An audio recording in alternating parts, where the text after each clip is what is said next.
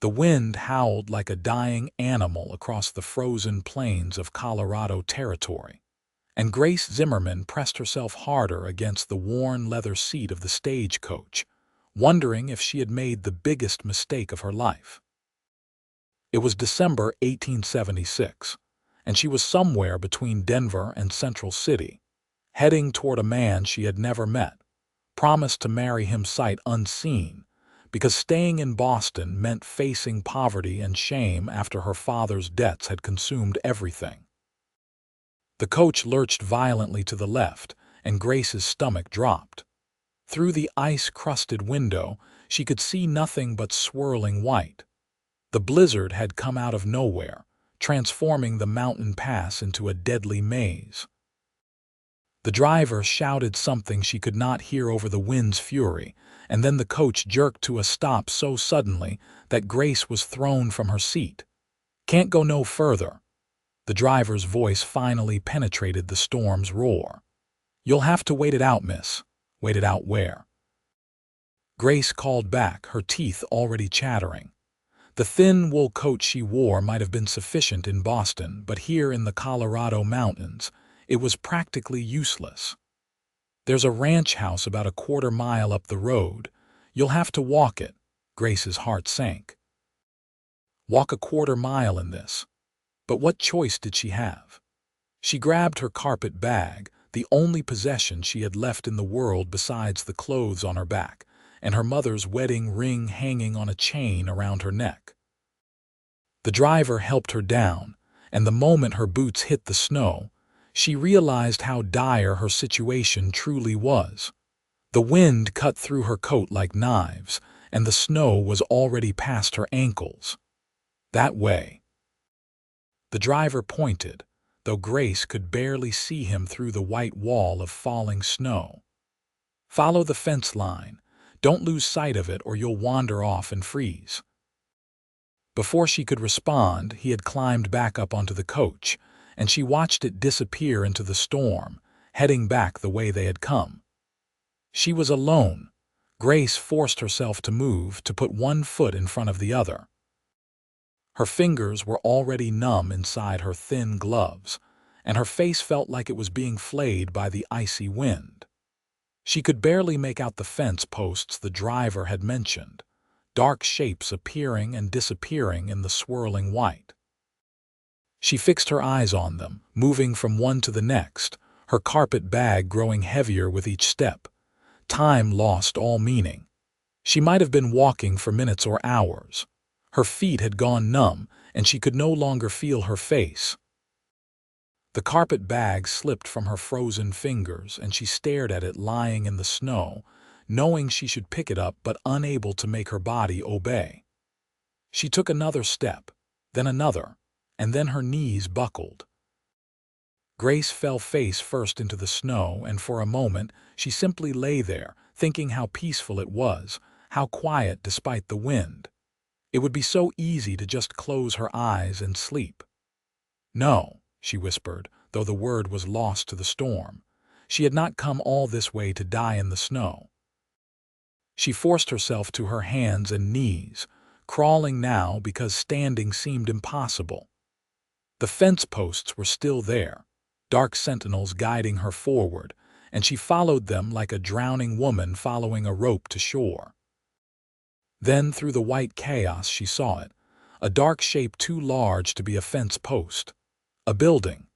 She crawled faster, her hands and knees churning through the deep snow, and as she got closer she could make out details. A barn, and beyond it, a house with golden light glowing in the windows. Grace tried to stand, made it halfway up and fell again. She tried once more, using the barn wall to support herself, and managed to stay upright. The house seemed impossibly far away, but she could see a porch, steps leading up to a door. She stumbled toward it, fell against the steps, and used the last of her strength to pull herself up them. The door seemed to loom above her, impossibly tall. She raised one frozen hand and managed to strike it once, a weak sound that surely no one inside could hear. She tried again and again, and then the door swung open and warm air rushed out to meet her. "Good God!" a man's voice exclaimed, and then strong hands were gripping her arms, pulling her inside out of the killing cold. "Come inside. You're safe with me now." Grace tried to focus on the face above her, but her vision was blurred and darkening at the edges. She had an impression of dark eyes filled with concern, a strong jaw shadowed with stubble, broad shoulders blocking out the light from the fireplace behind him. "I'm sorry," she managed to whisper through frozen lips. "The stagecoach, the storm." "Don't try to talk," the man said, his voice deep and calm despite the urgency in his movements. "We need to get you warm. Can you walk?" Grace tried to move her legs, but they would not cooperate. The man did not hesitate. He swept her up into his arms as if she weighed nothing and carried her toward the fireplace. The warmth hit her like a physical blow, and she gasped. "Not too close to the fire," he said, more to himself than to her. "That'll do more harm than good right now." He set her down in a chair pulled back from the hearth and immediately began working on her boots. "These are soaked through. We need to get you out of these wet clothes before you lose any fingers or toes." Grace's face burned with embarrassment despite her frozen state. "I can't possibly." "You can and you will," he interrupted, his tone brooking no argument. "I'm a rancher, not a scoundrel, and right now saving your life is more important than propriety. I'll get you some dry clothes and turn my back while you change, but those wet things have to come off now." He disappeared into another room and returned moments later with what looked like a man's flannel shirt and wool trousers. "These will be too big, but they're dry and warm. I'll be in the kitchen.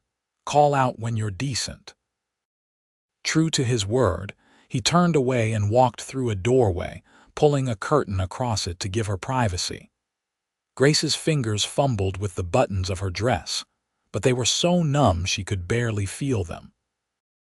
After what seemed like an eternity, she managed to peel off the wet fabric, her chemise and petticoats, all of it soaked through. She pulled on the shirt and trousers, both of which were indeed far too large, but they were blissfully dry and warm. She had to roll up the trouser legs and sleeves multiple times. "I'm dressed," she called out, her voice still shaking. The man emerged from the kitchen carrying a steaming mug. "Good. Drink this. It's tea with honey and a little whiskey. It'll help warm you from the inside." Grace took the mug in both hands, grateful for the warmth against her palms. She sipped carefully, and the liquid burned its way down her throat in the most wonderful way. As feeling began to return to her extremities, the pain started, 1,000 needles stabbing into her fingers and toes. She gasped. "I know it hurts," the man said gently, kneeling beside her chair. "That's actually a good sign. It means the blood is flowing again. May I check your hands and feet? I need to make sure there's no frostbite." Grace nodded, unable to speak through gritted teeth. He took her hands in his, examining each finger carefully, pressing gently on the tips. His hands were warm and calloused, the hands of a man who worked hard for his living. Then he checked her feet, the same methodical examination, and Grace was mortified to realize she was sitting in a strange man's house in his clothes with bare feet while he touched them. "You were lucky," he said finally, sitting back on his heels. "No frostbite that I can see. You'll be sore for a few days, but I think everything will heal just fine." He looked up at her then, and for the first time, Grace got a good look at her rescuer. He was younger than she had first thought, probably not much older than her own 22 years. His hair was dark brown, almost black and slightly too long, curling at his collar. His eyes were a warm brown, and his face, though weathered from outdoor work, was handsome in a rugged way. There was kindness in those eyes and something else. Loneliness, perhaps. "Thank you," Grace said. "You saved my life, Mr. Grayson," he said, rising to his feet, Grayson Zane, and you don't need to thank me. Anyone would have done the same." "I'm not so sure about that," Grace replied, "but I'm grateful all the same. I'm Grace Zimmerman, and I was on my way to Central City when the storm hit." Grayson's eyebrows rose. "Central City? That's still a good 10 miles from here. What brings you all the way out here in the middle of winter?" Grace felt heat rise to her cheeks that had nothing to do with the fire. "I'm a mail-order bride," she said quietly. "I was supposed to marry a man named Walter Perkins when I arrived." Something flickered across Grayson's face, too quick for Grace to identify. "Walter Perkins? Yes, do you know him?" Grayson was silent for a long moment, and Grace's stomach twisted with dread. "I know him," he said finally. "He owns the general store in Central City." Is he a good man?" Grace asked, though she was not sure she wanted to know the answer. Grayson moved to the window, looking out at the storm that still raged outside. "He's a businessman," he said carefully. "A widower. Lost his first wife about 2 years back." "He mentioned that in his letters," Grace said. "He has 3 children who need a mother. That's true enough." Grayson turned back to face her. "Look, Miss Zimmerman, it's none of my business why you agreed to marry a stranger, but—" "You're right," Grace interrupted, her voice sharper than she intended. "It is none of your business." They stared at each other for a moment, and then Grayson nodded. "You're right. I apologize. The storm's not letting up, and even if it does, you won't be going anywhere tonight. The roads will be impassable until at least tomorrow, maybe longer. I'll make up the bed in the spare room for you. You must be exhausted." Grace was exhausted, bone-deep weariness settling over her now that she was warm and safe. But she also felt terrible about snapping at this man who had saved her life. "I'm the one who should apologize, Mr. Zane. You've shown me nothing but kindness, and I responded with rudeness." A slight smile tugged at the corner of his mouth. "We're even then. And please call me Grayson. If you're going to be wearing my clothes and sleeping under my roof, we can dispense with the formalities." Grace found herself smiling back. "Then you must call me Grace." "Grace," he repeated, and something about the way he said her name made her heart skip in a most unexpected way. "Are you hungry? I was just about to make dinner when I heard you at the door." Now that he mentioned it, Grace realized she was starving. She had not eaten since breakfast, and that seemed a lifetime ago. "I would love something to eat, but please let me help. You've already done so much." "You're my guest," Grayson protested, but Grace was already on her feet, wobbling slightly as her legs adjusted to supporting her weight again. "I'm your unexpected burden," she corrected. "The least I can do is help with the meal." Grayson looked like he wanted to argue, but instead he nodded. "All right then.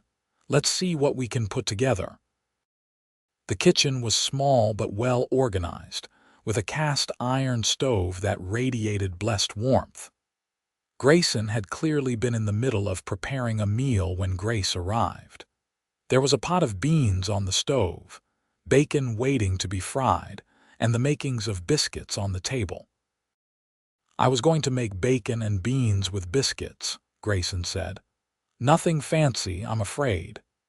"It sounds wonderful," Grace assured him. And it did. Anything would have sounded wonderful compared to the prospect of freezing to death in the snow. They worked in surprisingly comfortable silence, Grace mixing the biscuit dough while Grayson fried the bacon.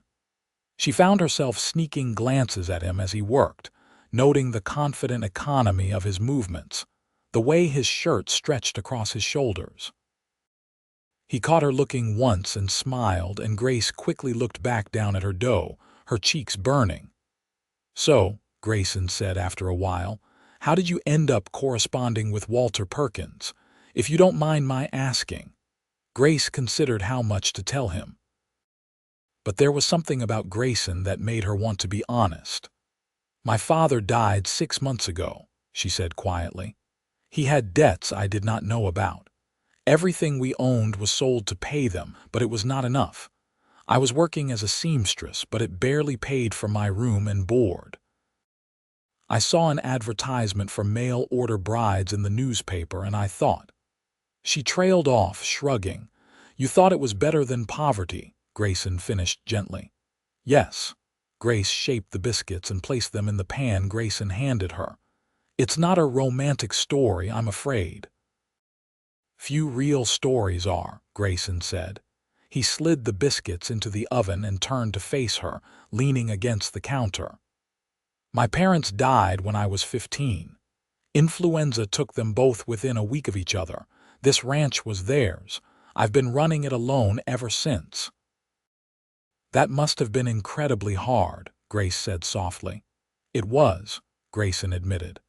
Still is, sometimes. It's lonely out here. I go into town for supplies every few weeks, see people at church on Sundays, but mostly it's just me and the cattle and the horses. Is that why you? Grace stopped, realizing how presumptuous the question was. Why I what? Nothing. I should not have said anything. Grace, Grayson said, his voice gentle but insistent, you can ask me anything. She took a deep breath. I was going to ask if that's why you seem to have reservations about Walter Perkins, because he has what you don't, a place in town, neighbors, people around him. Grayson was quiet for a long moment, and Grace worried she had overstepped, but then he shook his head. No, that's not it at all. Walter Perkins has all those things, true enough, but he's also. He paused, seeming to choose his words carefully. He's not a cruel man, Grace, but he's not a warm one either. Everything is business to him. His children are well fed and clothed, but I've never seen him show them affection. His first wife, Margaret, she was a good woman, kind and gentle, but I saw the sadness in her eyes in the years before she died. Grace felt a chill that had nothing to do with the weather. Did he mistreat her? Not in any way that would get him in trouble with the law, Grayson said. He just didn't love her. I don't know if Walter Perkins is capable of love, to be honest, and I hate the thought of you walking into a marriage like that. You don't even know me, Grace pointed out, though her voice was shaky. I know you're brave, Grayson said, taking a step closer to her. You crossed half a continent to make a new life for yourself. I know you're strong, because you survived that storm when a lot of people wouldn't have. And I know you deserve better than a loveless marriage to a man who'll treat you like hired help. Grace's heart was pounding now, and she could not seem to look away from Grayson's eyes. And what would you suggest I do instead? I have no money, no family, nowhere else to go. You could stay here, Grayson said quietly. The words hung in the air between them, heavy with implication. Grace's breath caught. Mr. Zane, I hardly think, not like that, Grayson interrupted quickly, though his face had flushed red. I didn't mean what I'm trying to say is that I could use help on the ranch. I've been thinking about hiring someone for a while now, but good help is hard to find. You could work here, earn your keep, and have a roof over your head. No strings attached, and if you decided you still wanted to marry Walter, well, Central City is only 10 miles away. It was an outrageous suggestion. A young, unmarried woman living alone with a bachelor rancher would cause a scandal that would reach all the way back to Boston. But as Grace looked around the warm kitchen, and then back at Grayson's honest, hopeful face, she found herself considering it. I don't know anything about ranching, she said slowly. I could teach you, Grayson replied, and there's plenty of other work. Cooking, cleaning, mending, I'm terrible at all of it. The house is a mess most of the time, and I've been wearing the same torn shirts for months because I can't sew worth a damn. Despite everything, Grace laughed. That's quite an offer, Mr. Zane. Grayson, he corrected with a smile. Grayson, she repeated. But what would people say? An unmarried woman living with an unmarried man. We'd be honest about the arrangement, Grayson said. You'd be my employee, nothing more. We'd make sure people understood that. And there's a spare bedroom with a good lock on the door. You'd be safe here, Grace. I promise you that. Grace wanted to believe him. More than that, she realized she wanted to stay. In the few hours she had been in this house, she had felt more at ease than she had in months. Grayson was kind and respectful, and the thought of marrying Walter Perkins, a man she had never met, filled her with dread. "Can I think about it?" she asked. "Of course," Grayson said immediately. "Take all the time you need. At the very least, you'll be here until the storm passes and the roads clear. That'll give you a chance to see what the ranch is like, whether you think you could be happy here."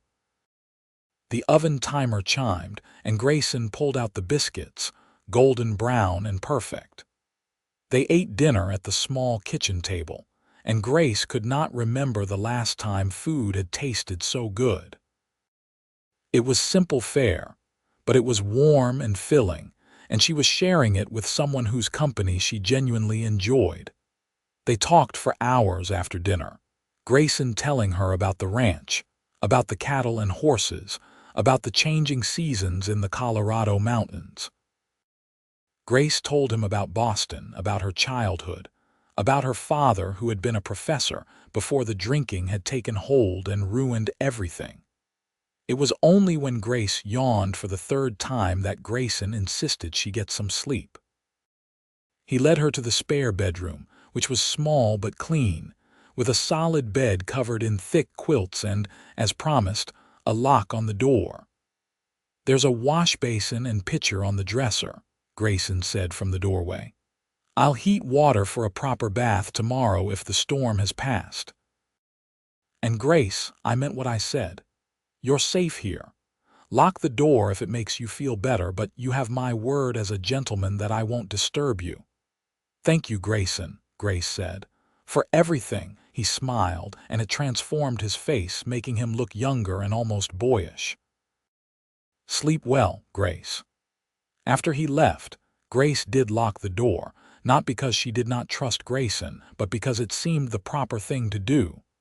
She climbed into the bed, still wearing Grayson's oversized clothes, and sank into the mattress with a sigh of relief.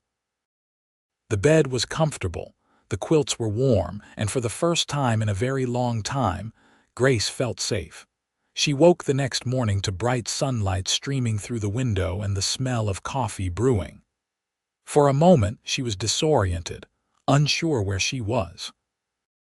Then memory flooded back. The storm, the desperate walk to the house, Grayson pulling her inside and saving her life. Grace got out of bed and looked out the window. The world had been transformed overnight into a pristine white wonderland. Snow covered everything, sparkling in the sunlight, and the sky was a brilliant, cloudless blue. It was beautiful, but it also meant the roads would definitely be impassable. There was a soft knock at the door. "Grace, are you awake?" "Yes," she called back. "I left some hot water outside the door for washing," Grayson said through the wood. "And breakfast will be ready in about 20 minutes. "Thank you." Grace found the basin of hot water where he had said it would be. Someone, probably Grayson, had also left her carpet bag outside the door. She must have dropped it on the porch when she arrived. Grace brought it inside and opened it, relieved to find that the contents, while wrinkled, were mostly dry. She pulled out a simple brown dress and fresh undergarments and washed and changed quickly. When she emerged from the bedroom, she found Grayson in the kitchen, scrambling eggs in a pan. He turned when he heard her and smiled. "Good morning. Did you sleep well?" "Better than I have in months," Grace admitted. "I'm glad to hear it. I hope you like eggs, and there's coffee." "I love both," Grace assured him. They ate breakfast together, and afterward, Grayson gave Grace a tour of the ranch. The storm had left nearly 2 feet of snow on the ground, and they had to wade through it to reach the barn. Inside, Grace met Grayson's 2 horses, a gentle mare named Daisy and a gelding named Thunder, along with the milk cow and a small flock of chickens. "This is the heart of the operation," Grayson explained, gesturing to the cattle in the far pasture, dark shapes against the white snow. I've got about 50 head right now. It's not a huge operation, but it's enough to make a decent living. In the spring, I'll drive them to market in Denver. It's a lot of work for one person, Grace observed. It is, Grayson agreed. That's part of why I meant what I said last night. I really could use the help, Grace. Not just with the house, though that too, but with the animals. Someone to help with feeding in the winter, with the garden in the summer, with the chickens and the cow. It would make a real difference. Grace watched him as he spoke, noting the hope in his eyes, the slight vulnerability in his expression. He was not just offering her a job, she realized. He was offering her a partnership, a chance to build something together. "What about Walter Perkins?" she asked quietly.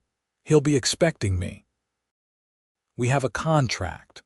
Grayson's jaw tightened, but his voice was calm. "That's your decision to make, Grace. I won't try to influence you beyond telling you what I already have. If you want to honor your commitment to him, I'll take you into town myself as soon as the roads are clear." Grace looked out at the snow-covered ranch, at the simple barn and the sturdy house, and the vast expanse of white-capped mountains in the distance. She thought about Walter Perkins, a man she had never met, who wanted a mother for his children and someone to keep his house.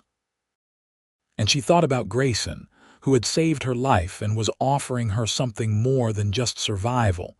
He was offering her a choice. "I'd like to stay," she said, "at least for a while, to see if I'm suited for ranch work." The smile that spread across Grayson's face was like the sun coming out from behind clouds. "You won't regret it, Grace. I promise you that." The next few days passed in a blur of activity. The storm had left work in its wake, and Grayson needed to make sure the cattle had access to food and water, that the barn was clear of snow, that the chickens were warm enough. Grace helped where she could, learning quickly that ranch work was far different from anything she had done in Boston. Grayson was a patient teacher, showing her how to feed the animals, how to collect eggs without startling the hens, how to milk the cow. Grace's hands, soft from years of sewing, quickly developed blisters and calluses. Her back ached from shoveling snow and carrying buckets of water. But she found that she did not mind the work. There was something satisfying about it, something honest. In the evenings, after the work was done, they would sit by the fire and talk. Grayson would tell her stories about growing up on the ranch, about his parents who had been deeply in love and had built this place with their own hands. Grace would tell him about Boston, about the books she loved to read, about the dreams she had once had of seeing the world. "Why didn't you?" Grayson asked one night. "See the world, I mean." Grace shrugged, staring into the fire. "Women don't generally get to do things like that, not without money or a husband willing to take them, and my father needed me after my mother died. I was only 12 when that happened. He fell apart without her, started drinking. I had to keep the house, make sure he ate, try to keep him sober enough to teach his classes. By the time I was old enough to think about my own life, there was no money left for dreams." Grayson was quiet for a long moment. "I'm sorry, Grace." "That's not fair." "Life isn't fair," Grace said simply. "But I'm here now, and that's something. I get to see the mountains every morning. That's more than I thought I'd ever have." "You deserve more," Grayson said softly. "You deserve everything."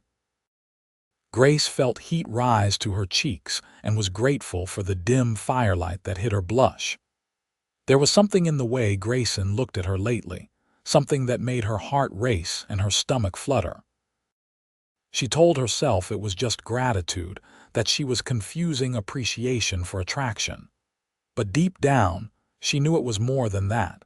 On Sunday, Grayson asked if she wanted to go to church in Central City.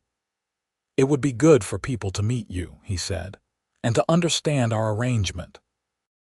The last thing I want is for anyone to get the wrong idea about you staying here." Grace agreed, though the thought of meeting Walter Perkins filled her with anxiety. She dressed in her best dress, a dark green wool that was several years out of fashion but still respectable, and Grayson hitched the horses to a sleigh he kept in the barn. The ride to Central City took about an hour, the horses pulling the sleigh smoothly over the snow-packed road. Central City was larger than Grace had expected, a thriving mining town nestled in the mountains. The streets were busy even on a Sunday morning, with people heading toward the white church at the center of town. Grayson helped her down from the sleigh, his hand warm and steady on her arm. As they walked toward the church, Grace felt eyes on her, curious and assessing. A stranger in town was always noteworthy, and a young woman arriving with a bachelor rancher was downright scandalous. Inside the church, Grayson led her to a pew near the middle. Grace was acutely aware of the whispers around them, the speculative glances. She kept her eyes forward, her hands folded in her lap, trying to project a calm she did not feel. The service began, and Grace tried to focus on the hymns and the sermon, but her mind kept wandering. She found herself watching Grayson from the corner of her eye. The way he sang with quiet confidence, the way his profile looked in the light streaming through the stained glass windows. After the service, as they filed out of the church, a man approached them. He was in his mid-40s, of average height with thinning brown hair and cold blue eyes. He was well-dressed, his suit expensive and carefully pressed. "Grayson," the man said, his tone neutral. "I don't believe I've met your companion." "Walter," Grayson replied, and Grace's stomach dropped. This was Walter Perkins, the man she was supposed to marry. "This is Miss Grace Zimmerman. She was caught in the blizzard last week and took shelter at my ranch. Grace, this is Walter Perkins." Walter's eyes sharpened with interest, and he took Grace's hand in a grip that was just slightly too firm.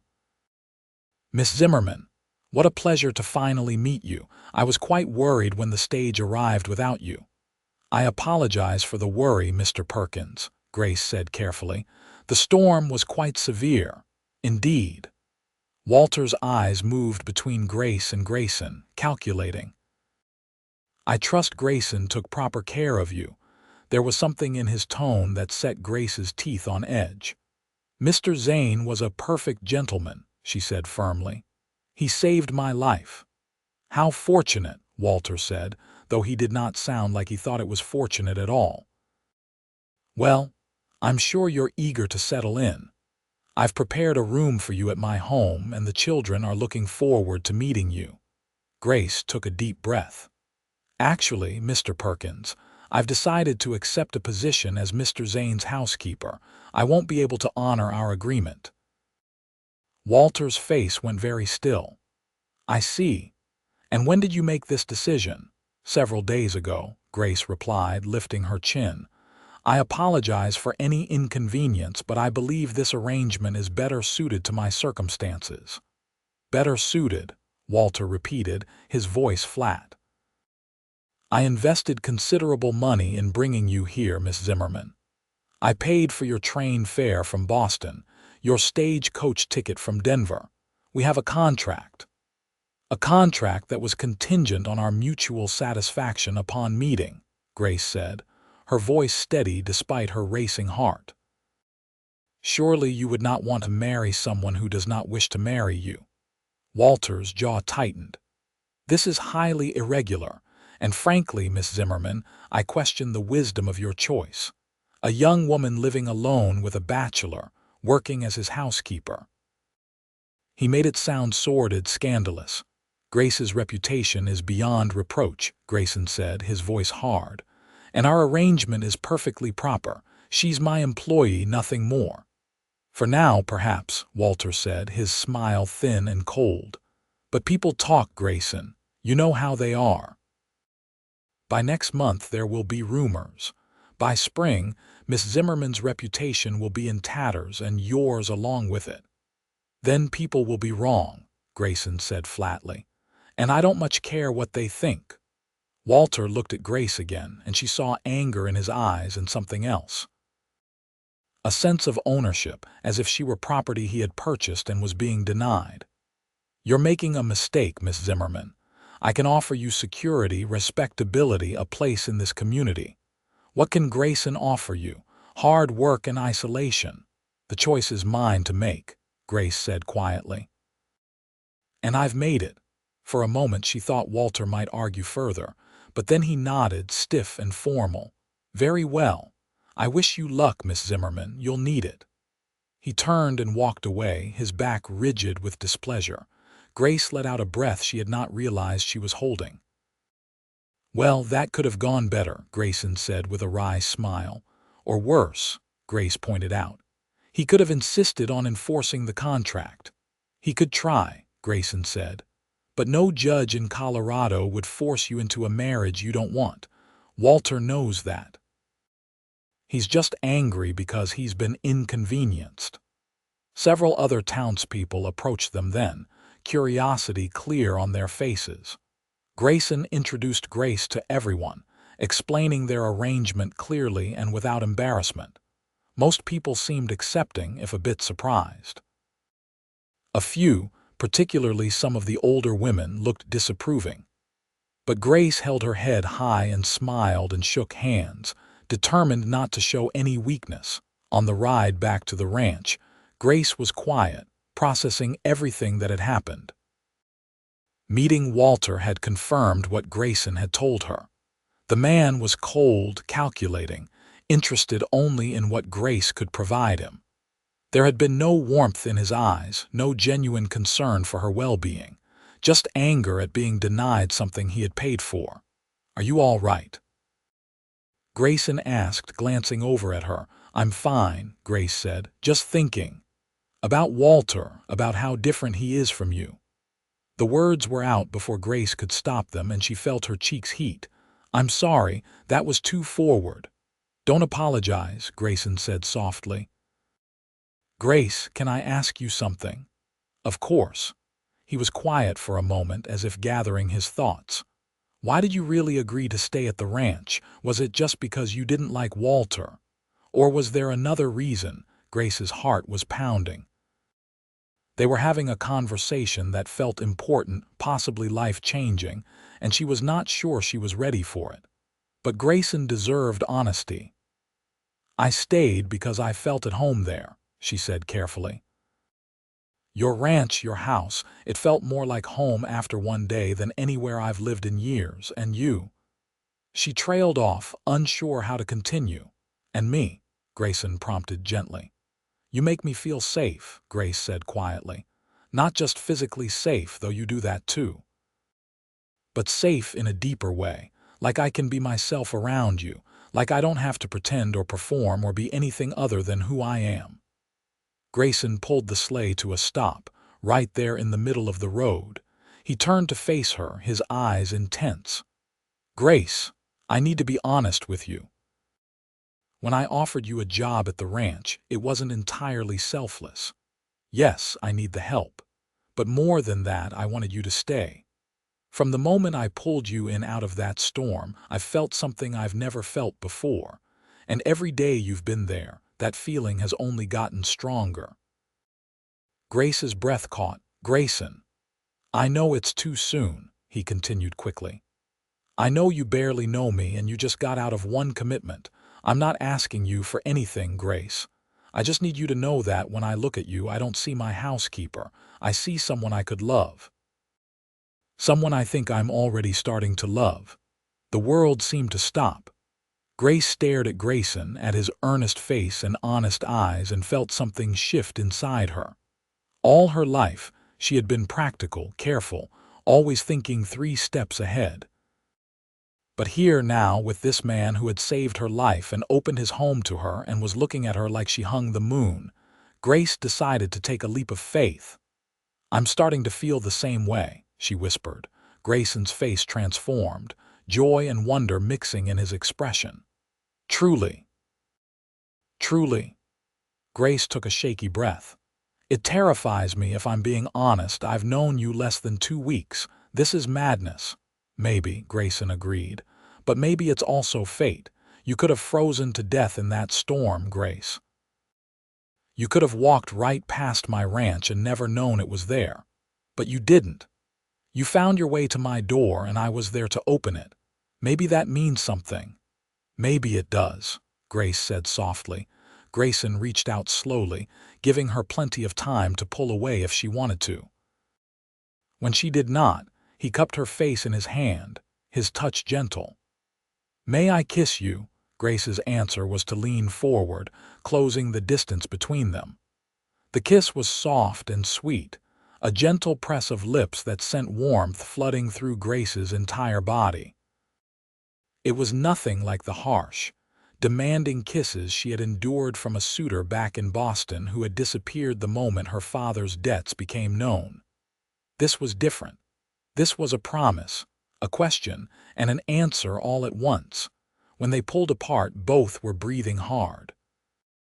Grayson rested his forehead against hers. "I want to do this right, Grace. I want to court you properly, give you time to be sure. I know you need to feel secure before you make any commitments." "I appreciate that," Grace said. "But Grayson, I'm already sure. I've never been more sure of anything in my life."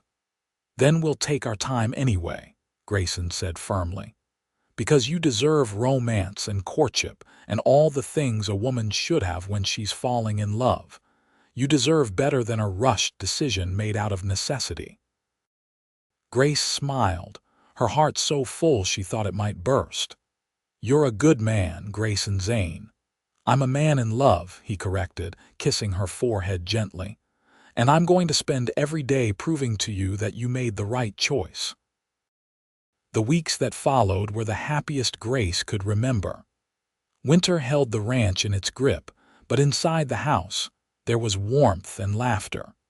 Grayson was true to his word, courting her with old-fashioned romance.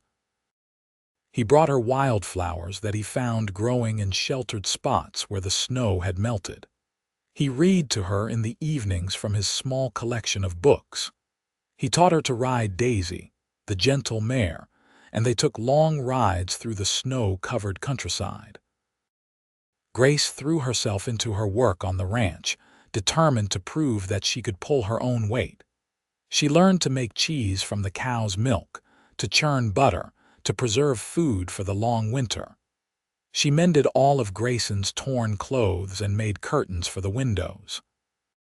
She cleaned the house from top to bottom until it shone.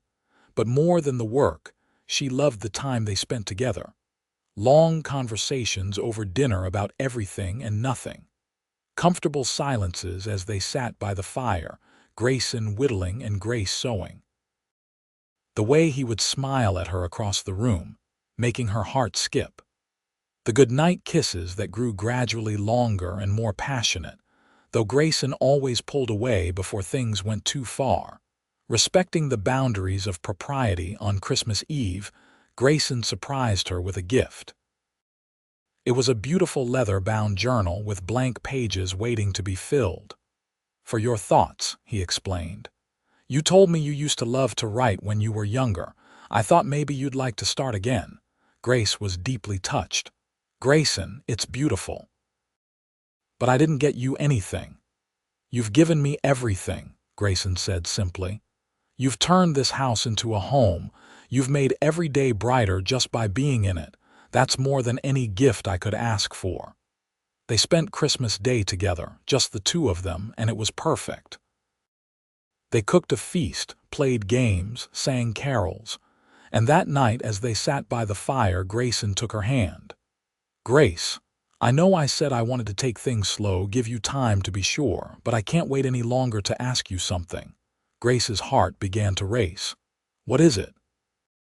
Grayson slid off the chair and knelt in front of her, still holding her hand.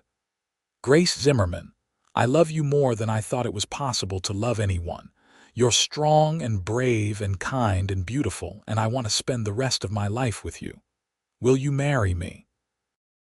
Tears sprang to Grace's eyes, but they were tears of joy. "Yes," she whispered. "Yes, Grayson, I'll marry you." Grayson stood and pulled her into his arms, kissing her with a passion that left them both breathless.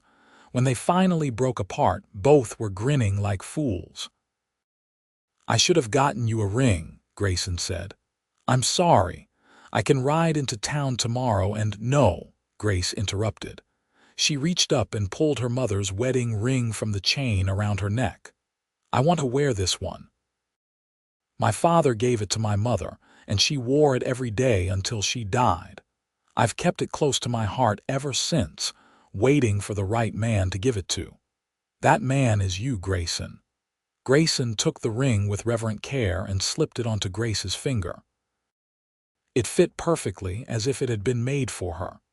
"I'll honor this," he said solemnly. "I'll honor you and your mother's memory and the love that created this ring. I swear it." "I know you will," Grace said and kissed him again. They were married in February, in the same white church in Central City, where Grace had first met Walter Perkins. The whole town turned out for the wedding, curiosity overcoming any lingering disapproval. Grace wore a simple white dress that she had sewn herself, with lace from her mother's wedding dress sewn into the bodice. Grayson wore a new suit, looking so handsome that Grace could barely breathe when she saw him waiting for her at the altar. Walter Perkins attended the wedding, standing in the back of the church with a pinched expression. But Grace barely noticed him. Her eyes were only for Grayson, for the man who had saved her life and stolen her heart. When the minister asked if anyone objected to the union, there was silence. And when he pronounced them man and wife, the whole church erupted in applause. The celebration afterward was held at the ranch, with tables set up in the barn and food enough to feed the whole town. People danced and sang and toasted the happy couple. As Grace danced with her new husband, looking around at all the smiling faces, she marveled at how much her life had changed in just a few short months. "Happy," Grayson murmured in her ear as they swayed to the music. "Happier than I ever imagined I could be," Grace replied honestly. The years that followed were not always easy. Ranch life was hard, with long hours and constant work. There were droughts and harsh winters, sick cattle and broken equipment. But through it all, Grace and Grayson faced everything together, their love growing deeper and stronger with each passing season. In the spring of 1878, Grace gave birth to their first child, a son they named Gabriel. He had Grayson's dark hair and Grace's blue eyes, and he was the most beautiful thing either of them had ever seen. Grayson was a devoted father, doting on the baby with a tenderness that made Grace fall in love with him all over again. 2 years later, they had a daughter named Mary, who was spirited and stubborn from the day she was born. And 3 years after that, another son, whom they named Thomas. The ranch house that had once seemed so quiet and empty was now filled with the sounds of children playing, laughing, arguing, and learning. Grace continued to help run the ranch, teaching their children the same skills Grayson had taught her. Gabriel learned to ride before he could barely walk. Mary could milk the cow by the time she was 5. Thomas, the youngest, had a special way with the animals, able to calm even the most skittish horse with his gentle touch. The ranch prospered under their joint care. Grayson expanded the herd, built a new barn, added rooms to the house. Grace started a large garden, selling her excess produce in town. They became respected members of the Central City community, known for their hard work and strong marriage. Walter Perkins eventually remarried, wedding a widow from Denver who seemed as cold and practical as he was. They ran the general store together with ruthless efficiency, but Grace never saw warmth between them.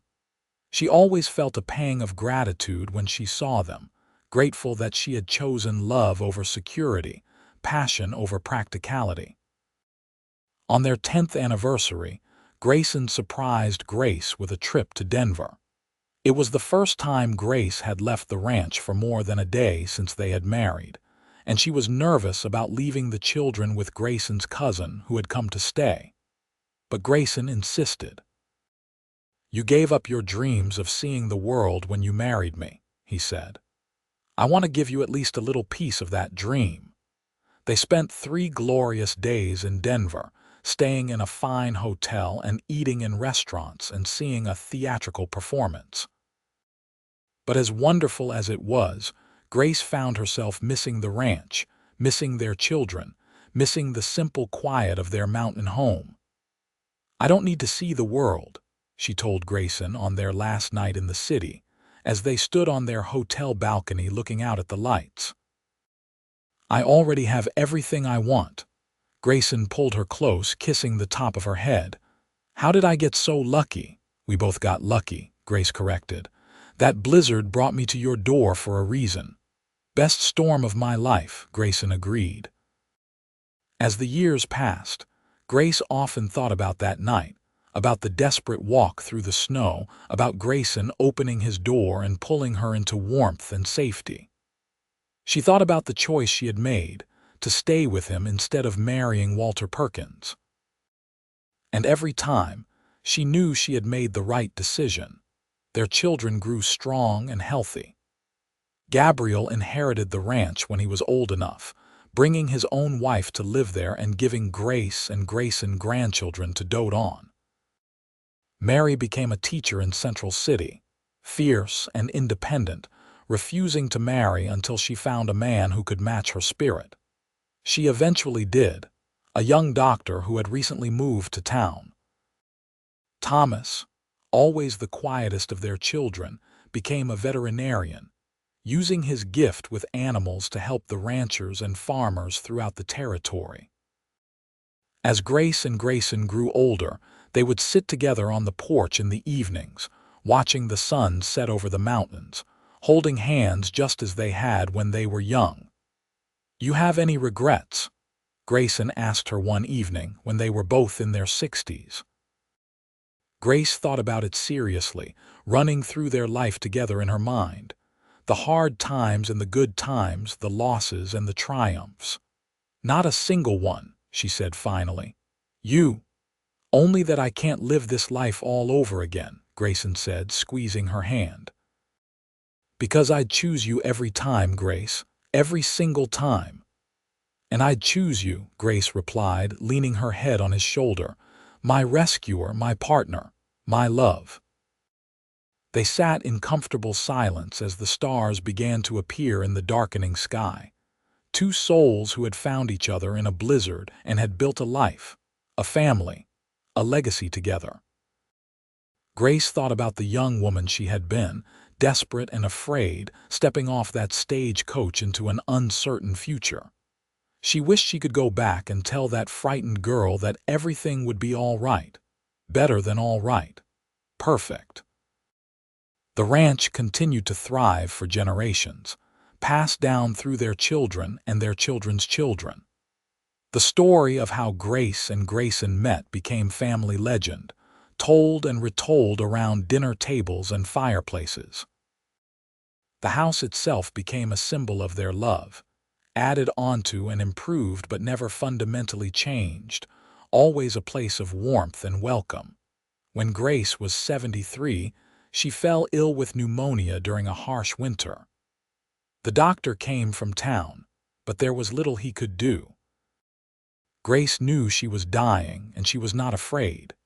She had lived a full, rich life, surrounded by love. Grayson never left her bedside, holding her hand just as he had held it so many times before. Their children and grandchildren crowded into the room, wanting to say goodbye, but Grace asked for a moment alone with her husband. "I'm not ready to let you go," Grayson said, tears streaming down his weathered face. "I know," Grace whispered, her voice weak but steady. "But I'll be waiting for you, my love. And when your time comes, I'll be there to pull you into warmth and safety, just like you did for me all those years ago." "Promise?" Grayson asked, his voice breaking. "I promise," Grace said. "This isn't the end, Grayson. It's just another storm to weather. And we'll be together on the other side."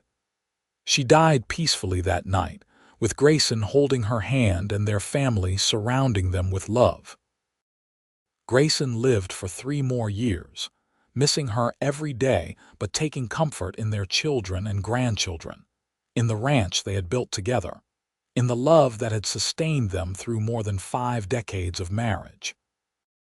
When his time came, Grayson died in his sleep with a smile on his face, and those who found him said he looked peaceful, like he had found something he had been searching for. The family buried them side by side on a hill overlooking the ranch with a simple headstone that read, "Grayson and Grace Zane, together in this life and the next, built on love, sustained by faith, eternal in spirit." And on winter nights, when the snow fell heavy on the mountains and the wind howled like a dying animal, people said you could sometimes see lights in the windows of the ranch house, and hear laughter, and feel the warmth of a love that death itself could not diminish. The ranch still stands today, more than a century later, owned by the descendants of Grayson and Grace. The story of the mail-order bride who arrived in a blizzard and the cowboy who saved her is still told, a reminder that sometimes the greatest loves begin with the smallest acts of kindness. That safety and warmth can be found in the most unexpected places. That choosing love over security, passion over practicality, heart over head, can lead to a life more beautiful than any dream. And on the coldest winter nights, when the snow falls thick and fast, residents of Central City still look toward the mountains and think of Grace Zimmerman, stumbling through a blizzard toward an uncertain future, and Grayson Zane, opening his door and saying the words that would change both their lives forever. "Come inside. You're safe with me now." Those words became more than just an invitation to escape a storm.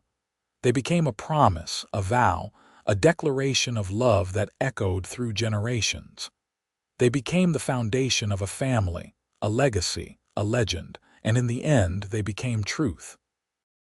Grace was safe with Grayson from that first moment until the last, and he was safe with her. Two lost souls who found each other in the wilderness and built a love strong enough to withstand anything life could throw at them. Their story reminds us that sometimes the worst moments of our lives, the times when we are most lost and afraid, are actually the beginning of something beautiful. That the storms we weather can lead us to exactly where we need to be. That love, real love, is worth any risk, any sacrifice, any leap of faith. Grace and Grayson's great-great-granddaughter still lives on the ranch today, raising her own family in the house that love built. She tells her children the story just as it was told to her, making sure they understand where they come from, the love that created them. And when the blizzards come, as they always do in the Colorado mountains, she stands at the window and thinks of her ancestors. She imagines Grace struggling through the snow, determined to survive. She imagines Grayson hearing that faint knock at his door and opening it without hesitation. She imagines that first moment when their eyes met, when fate and love and destiny all collided in the warmth of a ranch house while a storm raged outside. The children ask if the story is true, and their mother always smiles and says, "Every word," because it is true. Love like that doesn't come from imagination. It comes from courage, from kindness, from two people who chose each other against all odds and never looked back. The ranch prospers still, a living testament to what Grace and Grayson built together. The cattle graze in the same pastures. The barn still stands, sturdy and strong. The house has been modernized, of course, with electricity and indoor plumbing and all the conveniences of the 21st century. But the bones of it are the same, the heart of it unchanged. And if you visit on a quiet evening when the sun is setting over the mountains and the light turns everything golden, you can almost feel them there. Grayson and Grace, young and in love, sitting on the porch and planning their future. Older, with children playing at their feet. Elderly, hands clasped, watching another sunset together. Their love story began with a blizzard and a door opened in kindness. It grew through shared work and laughter and the building of a life. It deepened through children and grandchildren and the passing of seasons. And it endures, even now, in the family they created and the legacy they left behind. Because that's what real love does. It endures. It builds. It creates something that lasts long after the lovers themselves are gone. Grace Zimmerman arrived in a blizzard, desperate and afraid. Grayson Zane said, "Come inside. You're safe with me now."